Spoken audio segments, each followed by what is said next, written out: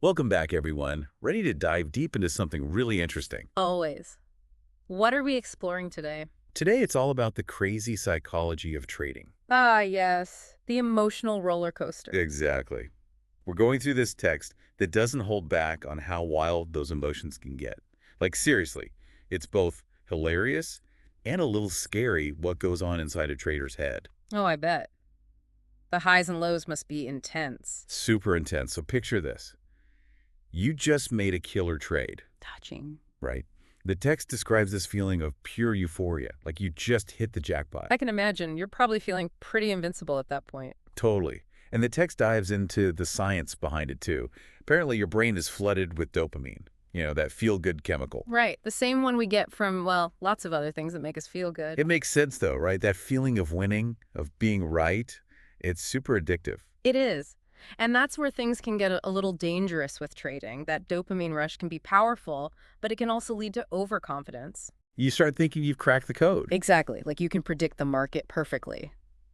And that can lead to some risky moves. Oh, yeah, the text talks about that, too. Yeah. There's this one part where a trader's on a hot streak and thinks, I'm a genius, I should be managing billions. Classic. Right.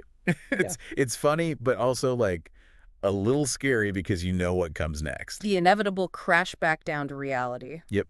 And the text really doesn't sugarcoat the pain of those losses either. Oh, I can only imagine. A hit to your wallet and your ego all at once. Absolutely. It talks about how losses can trigger serious self-doubt and fear, even anxiety. It can mess with your head. Makes sense, though. Our brains aren't wired to handle losses very well. Totally. The text even gives this example of a trader who's on a losing streak and just obsessively checks their portfolio, refreshing the screen every few seconds, like pure torture. Oh, I totally get that. Maybe not with trading, but like waiting for a text or an email, that feeling of anticipation can be brutal. Oh, for sure. And, the text points out how those emotional responses can lead to some terrible decisions, like the whole loss aversion thing. Ah, yes, classic behavioral economics. It's where you refuse to sell a losing stock just because you can't admit you were wrong. Exactly. We hate to lose, even more than we love to win. So we cling to those losing positions, hoping they'll magically turn around. Even though, logically, it might be better to cut your losses and move on. Right. It's like refusing to sell that concert ticket even though you know you can't go, just because you don't want to lose the money, even though you already have. It's so irrational, but we've all been there.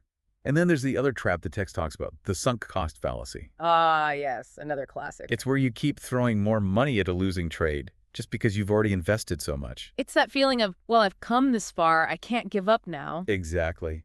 But like the text says, in trading, that can be a recipe for disaster. Absolutely. You're basically throwing good money after bad, just hoping to break even. So basically, this whole trading game sounds like one giant emotional roller coaster. It really is. And honestly, it makes you wonder how anyone stays sane through it all. Right.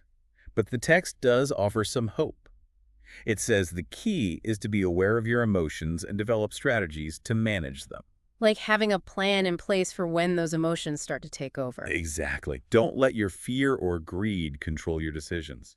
Stay calm, stay rational. Easier said than done, of course. Oh, yeah, definitely. But the text suggests things like setting clear limits for yourself, like deciding how much you're willing to lose before you even start trading. Right. Or even taking a break from trading altogether if you feel yourself getting too emotionally invested. It's like taking a time out during a heated argument. You need to cool down before you say or do something you'll regret.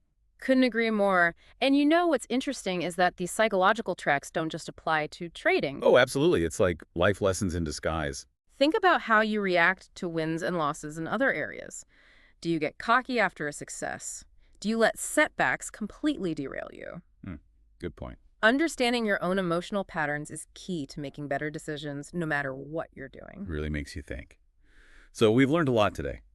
Trading, as we've seen, can be an emotional roller coaster. It's a wild ride with incredible highs and crushing lows. And it's full of psychological traps we can all fall victim to, whether we're seasoned traders or just trying to navigate everyday life. Exactly. But as the text leaves us with, knowing all this, what can you do to stay in control? How can you avoid letting your emotions cloud your judgment and make those irrational decisions? Something to think about. Definitely. And on that note, we'll wrap up this deep dive. Thanks for joining us. See you next time.